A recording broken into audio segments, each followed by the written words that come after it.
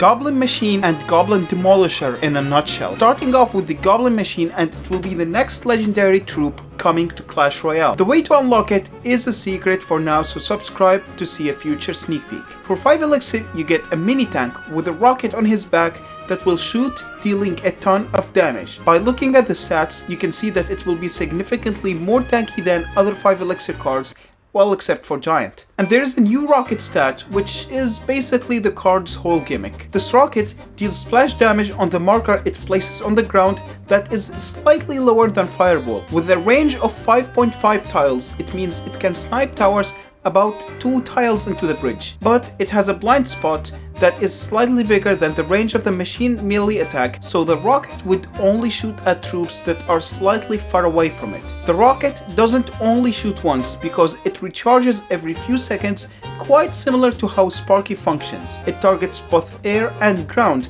However, it's not a homing rocket, so it might miss the target if it was moving. Part of me feels like this guy was intended to be a win condition, given how if he got in range of the tower, he will be shooting a ton of rockets over and over again because of how he will ignore the unit defending him. However, to balance things out, there is no such thing as rocket locked on my tower, it's over for me, as it will change targets if you place something closer than the tower. Another counter consists of blocking him almost immediately after crossing the bridge, as everything, including your tower, would be out of his rocket range. An incredibly weird interaction I found is if you played the Goblin Machine in the inner side of the arena, then after it reaches the tower and starts attacking it, the King Tower will be in range of the rocket, giving your opponent a free King Tower activation.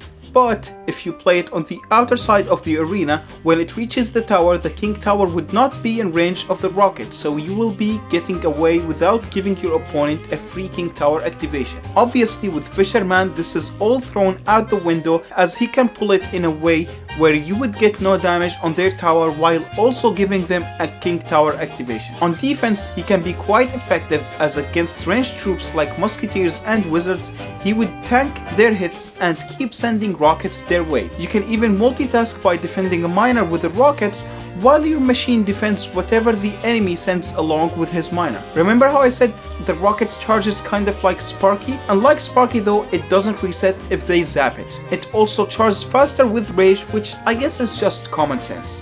Being good with Rage and the fact that your opponent would want to prevent the machine from crossing the bridge probably means this card will be a good fit for Sparky decks. I can also see it working in some cloned troll decks, as the cloned machine can just keep spewing out rockets if they don't spell it out of the arena, so you can get a ton of damage. Hearing his deploy sound effect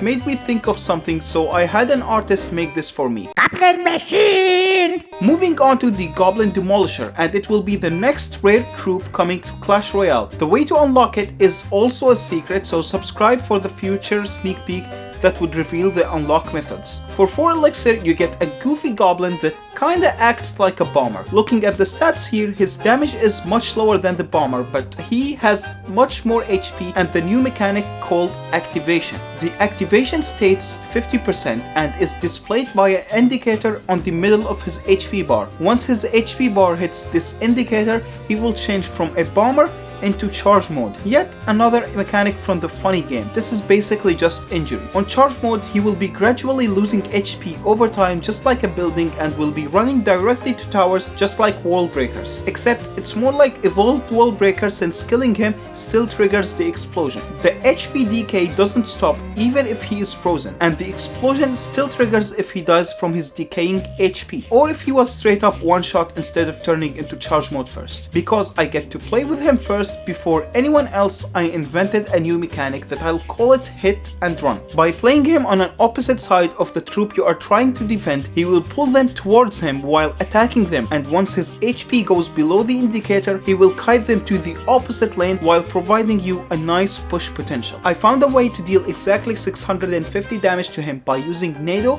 Zap and Log. Now why would I want to do that? Besides for knowing that his ability activates when his HP is less than or equal to 650, it also allowed me to see if healing him above the indicator would change him back to bomber mode, and sadly it doesn't. Part of me feels like the devs were literally referencing the Mr. Beast meme when they made the sound effect, because damn, is it not nearly identical, my dudes.